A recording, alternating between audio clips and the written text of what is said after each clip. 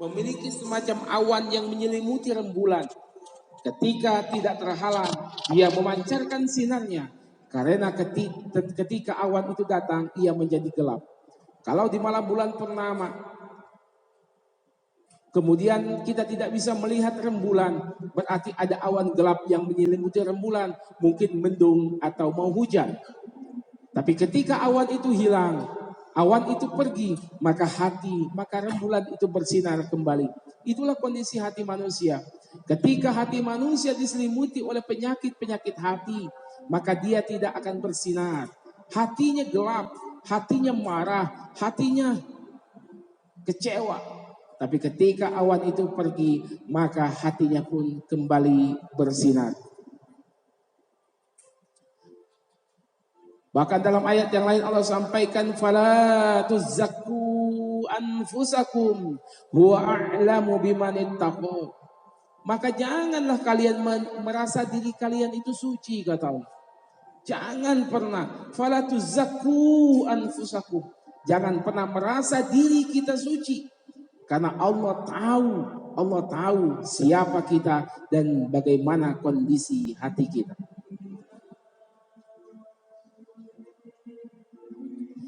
Bapak Ibu jemaah yang dimuliakan Allah Subhanahu wa taala. Inilah hati kita awalnya. Tapi kemudian hati ini berubah setiap hari, setiap saat, dan bahkan setiap waktu. Saya ilustrasikan seperti ini supaya kita bisa memahami bagaimana kondisi hati kita. Hati kita bersih awalnya, suci, bersih. Tapi kemudian nempel awan-awan gelap yang disampaikan oleh Rasulullah. Hati manusia itu seperti awan, seperti rembulan. Ketika dia diselimuti oleh awan gelap, maka hati itu akan redup, bahkan tak terlihat. Tapi ketika awan itu hilang, maka hati pun akan bersinar kembali. Ini hati kita bersinar, tapi kemudian ada penyakit hati. Ini salah satu penyakit hati. Takabur, sombong. Sombong kepada Allah, sombong kepada diri sendiri, sombong kepada orang lain, sombong. Ini sombong menjadi satu penyakit yang luar biasa. Dampaknya luar biasa. Ya, penyakit hati bernama takabur, sombong. Bahkan tak mau dia sujud kepada Allah. Kenapa iblis kemudian diusir dari surga? Karena dia sombong, gak mau sujud kepada Adam. Bukan kepada Adamnya yang gak mau sujud, tapi dia merasa dirinya lebih mulia daripada Adam. Jadi jangan pernah merasa diri lebih mulia dari orang lain. Kalau kita merasa lebih bagus, lebih hebat, lebih mulia, lebih keren dari orang lain, hati-hati. Ada setan di sana. Ada penyakit hati di sana. Setan tuh begitu.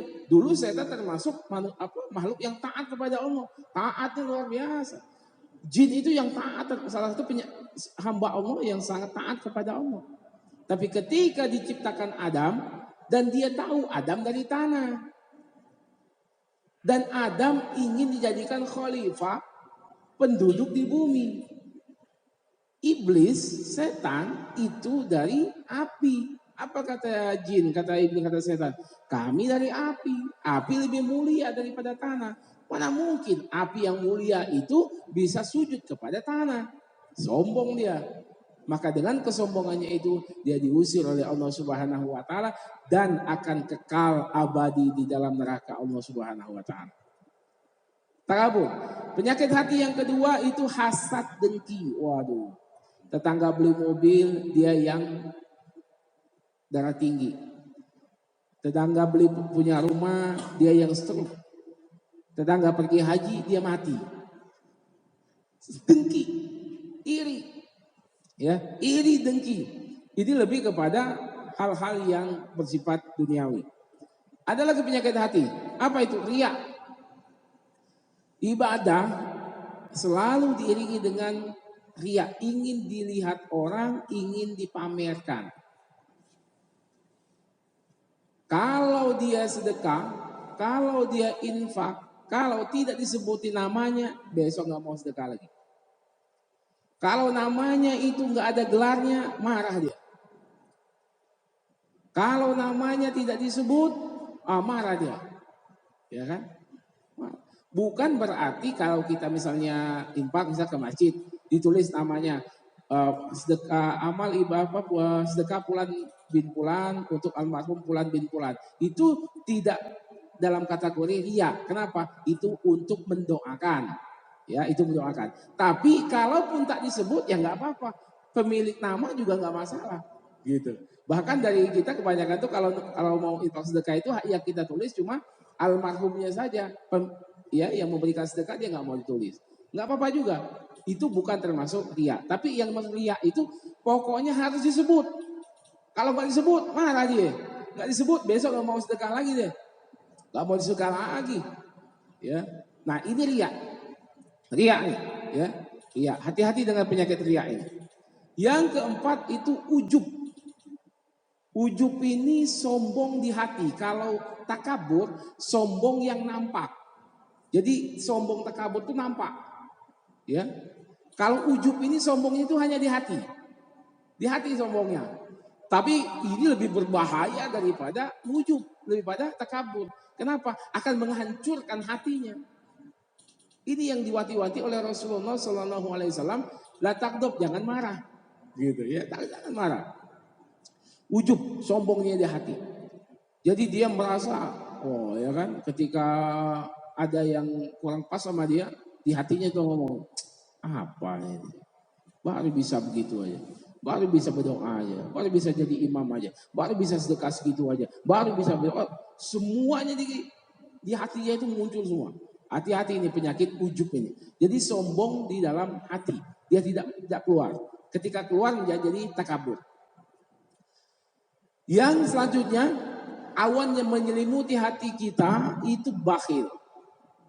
Bakhil, wah pelitnya luar biasa, ya.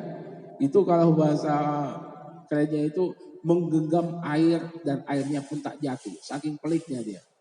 Ya, pelit nih, ya bakhil, pelit, menumpuk harta, menumpuk segala macam, ya. Tapi dia tidak mau bersedekah.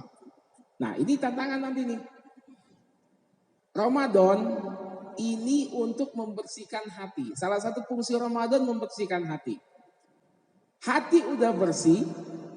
Jadi Ramadan ini Pak, Ramadan ini menguatkan 4 rukun Islam.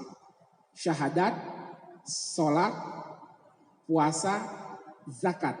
Ini fungsi Ramadan. Lihat di Ramadan, hanya orang yang beriman yang mau puasanya itu hebat. Hanya yang amanu, yang beriman.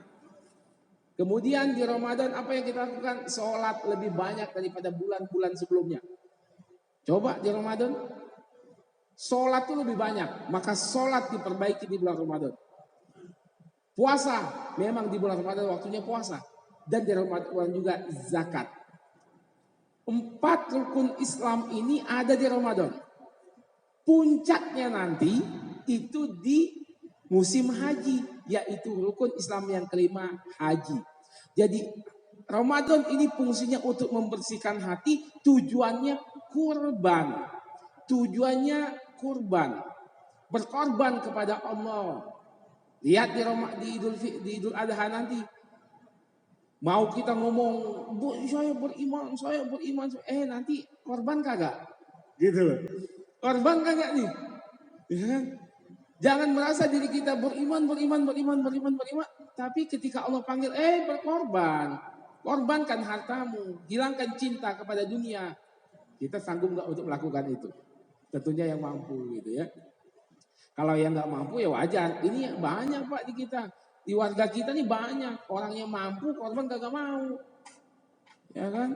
Orang yang mampu korban kagak mau. Banyak. Panitia Idul Adha kadang-kadang pusing gitu. Mencari donatur kemana-mana. Kenapa? Orang kampung masjid banyak yang kaya. Tetapi yang korban hanya sedikit. Nah ini tujuannya nanti ke korban ini. Jadi tidak terputus antara Idul Fitri dengan Idul Adha. Enggak terputus, ya enggak terputus. Kemudian penyakit hati yang lainnya apa? Dendam. Waduh. Ini penyakit hati yang luar biasa nih. Jadi kalau ada sifat dendam sekecil apapun harus kita bersihkan. Karena kata Allah kata Rasulullah, tidak akan masuk surga orang yang di hatinya ada sebutir dendam, walaupun hanya secuil, tidak akan masuk surga. Ya, maka sekecil apapun kalau ada rasa marah dan dendam kepada orang lain, ikhlaskan saja. Yang selanjutnya ghibah. Wah, apalagi nih ya. Ghibah, hobinya ghibah. Hobinya ghibah. Ya, hobinya menceritakan aib-aib orang lain. Hobi. Bahkan ini difasilitasi, Pak. Difasilitasi nih. Di TV difasilitasi. Di TV itu ada, kan ghibah ini itu diperkeren. Acaranya itu apa? Entertainment. Wow. Ya kan? Entertainment. Padahal ghibah isinya.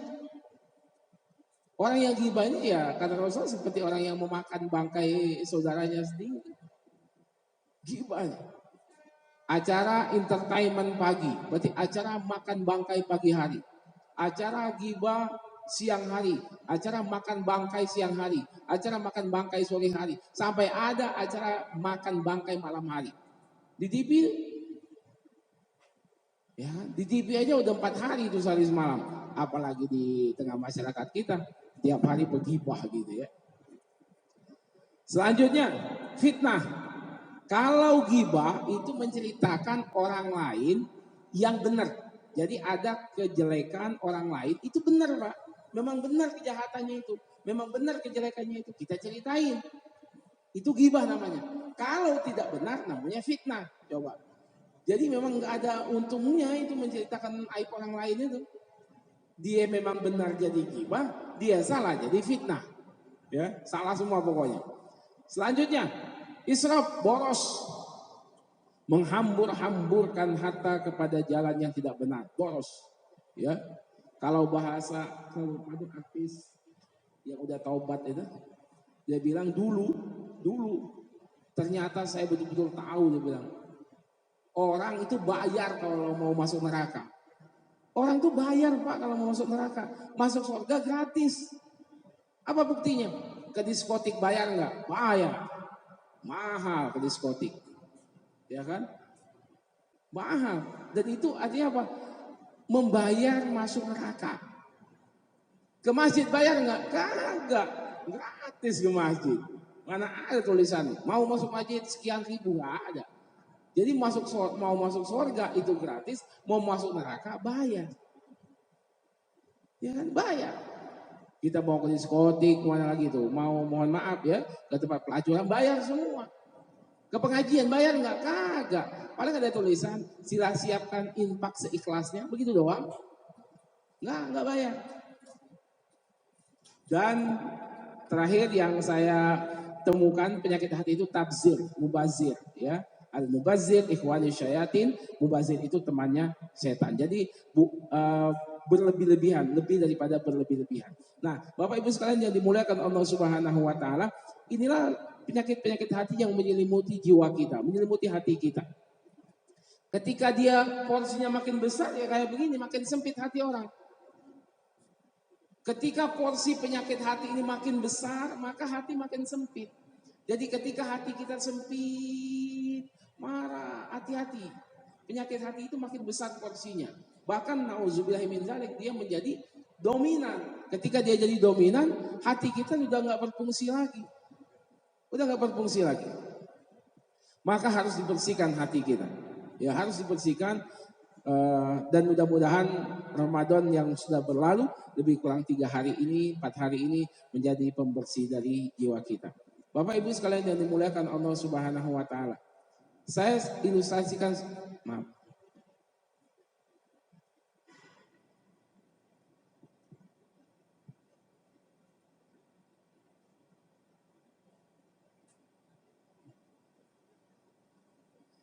Harusnya videonya jalan, kenapa nggak berjalan?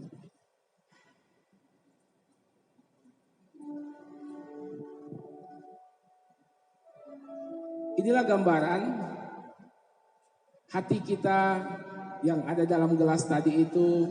Kemudian setiap hari kita melakukan maksiat, Setiap hari kita melakukan dosa, setiap hari kita tidak sedekah, tiap hari kita nggak sholat, tiap hari kita nggak zakat, tiap hari kita berbuat maksiat, terus setiap hari, setiap hari, setiap hari kita mengotori jiwa kita sendiri.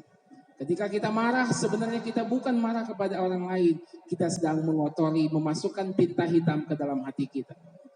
Ketika kita dengki, iri, sebenarnya bukan dengki dan iri kepada orang lain, sebenarnya kita sedang mengotori jiwa kita. Ketika kita merasa lebih hebat dari orang lain, sebenarnya kita sedang mengotori diri kita sendiri. Ketika kita dendam, sebenarnya bukan marah kepada orang lain, kita sedang mengotori jiwa kita. Ketika kita bergibah, sebenarnya bukan menghinakan orang lain, kita sedang menghinakan diri kita sendiri.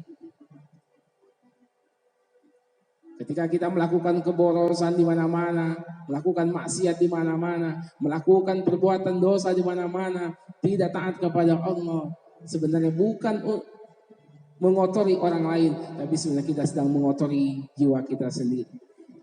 Apa kata Rasulullah Sallallahu Alaihi Wasallam? Dosa itu ibarat sebuah nokta hitam yang melekat di hati.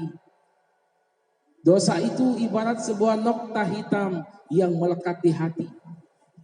Dosa itu ibarat sebuah nokta hitam yang melekat di hati. Jika kita terus-menerus melakukan dosa, maka nokta hitam itu akan semakin menggerogoti hati.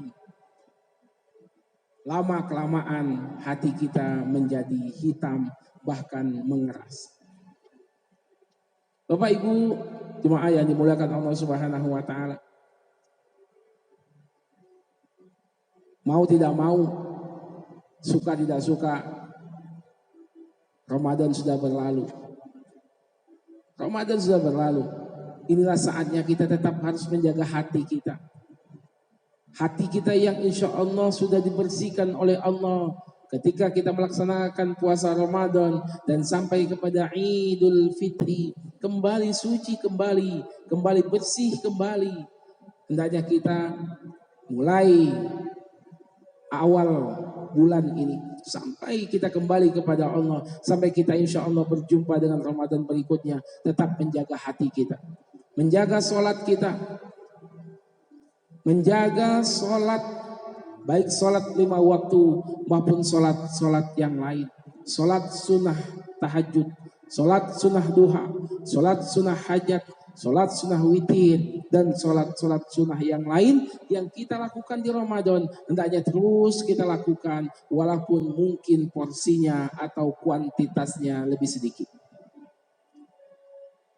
Perbuatan-perbuatan baik kita, zakat kita yang mungkin di Ramadan yang lalu sudah kita keluarkan, baik zakat fitrah maupun zakat mal, maka terus kita lanjutkan pada bulan-bulan berikutnya. Puasa kita yang kita lakukan di bulan Ramadan adalah sebuah bentuk kecintaan dan ketaatan kita kepada Allah. Hendaknya setelah bulan Ramadan ini kita lanjutkan puasa kita, puasa sunnah yang lain, baik itu puasa 6, puasa Syawal, lanjut dengan puasa Senin Kamis, dan mungkin puasa Yaumul Bid atau puasa tengah bulan. Sedekah kita yang setiap hari di Ramadan kita lakukan, setiap hari, bukan hanya setiap hari tapi setiap waktu. Subuh kita sedekah, maghrib kita sedekah, isya kita sedekah, bahkan kita memberikan yang kita miliki kepada orang lain. Hendaknya selesai bulan Ramadan itu terus kita lakukan. Untuk apa? Untuk terus menjaga hati. Karena menjaga hati menjadi berat. Kenapa? Karena kita sudah tidak di bulan Ramadan lagi. Bapak Ibu yang dimuliakan Allah Subhanahu wa taala, ini ujian berat bagi kita. Ujian berat bagi kita untuk menjaga hati kita. Dengan hati seperti inilah apa yang akan kita lakukan, apa yang akan kita sampaikan. Kita kan nanti kita berjumpa dengan Allah dan berjumpa dengan Rasulullah Sallallahu Alaihi Wasallam.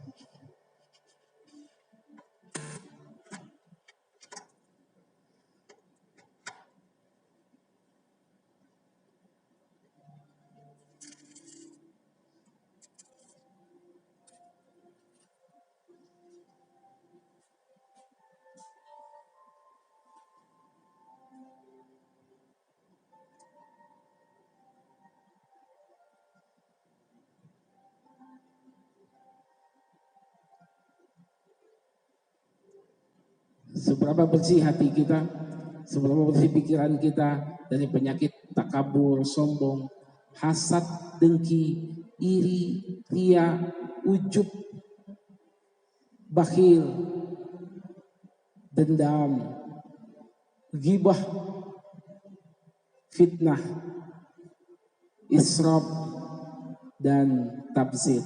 Bapak Ibu yang dimuliakan Allah Subhanahu wa taala. Dari ilustrasi gambar di depan ini, bayangkan banyak sekali penyakit hati yang itu siap menghitamkan hati kita. Maka apa solusinya? Perbanyaklah zikrullah kepada Allah Subhanahu wa taala. Perbanyaklah zikir kepada Allah. Perbanyaklah beristighfar kepada Allah. Istighfar setiap saat, setiap waktu. Bukan berarti kita sedang melakukan maksiat, bukan sedang melakukan dosa, tapi bentuk untuk menjaga hati kita.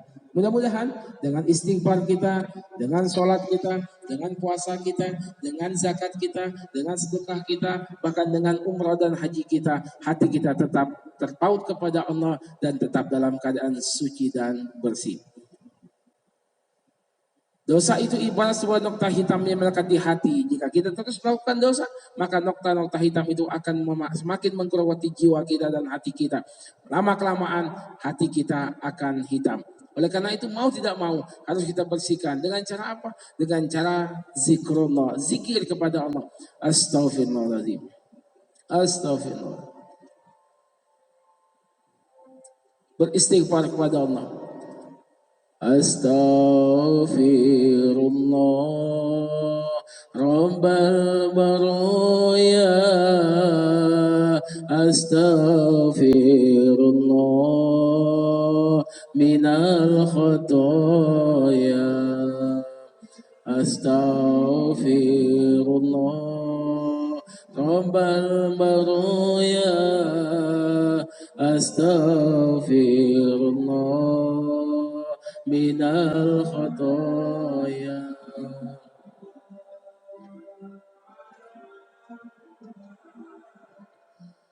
A'udzu billahi minasyaitonir rajim. Bismillahirrahmanirrahim. Alhamdulillahi rabbil alamin. Hamdan syakirin, hamdan na'imin, hamdan yuafi ni'amahu wa yukafi mazida. Ya Rabbana lakal hamdu kama yanbaghi li jalali wajhikal karim wa azimi sultani. Allahumma salli ala Sayyidina Muhammad wa ala ali Sayyidina Muhammad. Allahumma ya Allah, ya Rahman ya Rahim. Pada pagi hari ini ya Allah, kami datang kepadamu ya Allah. Kami bangun dari tempat tidur kami yang empuk ya Allah. Kami menuju masjidmu ya Allah. Kami tinggalkan kesenangan dunia untuk tidur lebih lama ya Allah. Kami tinggalkan tempat tidur yang empuk itu hanya untuk beribadah kepadamu ya Allah. Jadikan setiap langkah kami bernilai ibadah di hadapanmu ya Allah. Jadikan setiap langkah kami bernilai ibadah di hadapanmu ya Allah. Jadikan setiap ngantuk kami menjadi ibadah di hadapanmu ya Allah. Jadikan setiap ucapan kami menjadi ibadah di hadapanmu ya Allah. Jadikan setiap zikir kami menjadi ibadah di hadapanmu ya Allah. Allahumma ya Allah, iyyaka na'budu wa iyyaka nasta'in. Ampuni segala dosa kami ya Allah yang pernah kami lakukan ya Allah. Ampuni segala kehilapan kami yang pernah kami lakukan ya Allah. Ramadan sudah berlalu ya Allah. Jadikan sisa-sisa Ramadan ini tetap di hati kami, tetap di hati kami, tetap di hati kami sampai insya Allah Engkau pertemukan kami di Ramadan berikutnya. Rabbana zalamna anfusana wa illam taghfir lana wa tarhamna lanakunanna minal khasirin. Rabbana atina fid dunya hasanah wa fil akhirati hasanah wa qina azabannar. Wa sallallahu ala sayyidina Muhammad wa ala alihi wa sahbihi ajma'in. Subhana rabbika rabbil izzati amma yasifun wa salamun alal mursalin walhamdulillahi rabbil alamin. Bapak Ibu jemaah yang dimuliakan Allah Subhanahu wa taala, demikian ya sedikit introspeksi muhasabah di akhir bulan Ramadan yang sudah selesai dan di awal bulan ya Muharram ini insyaallah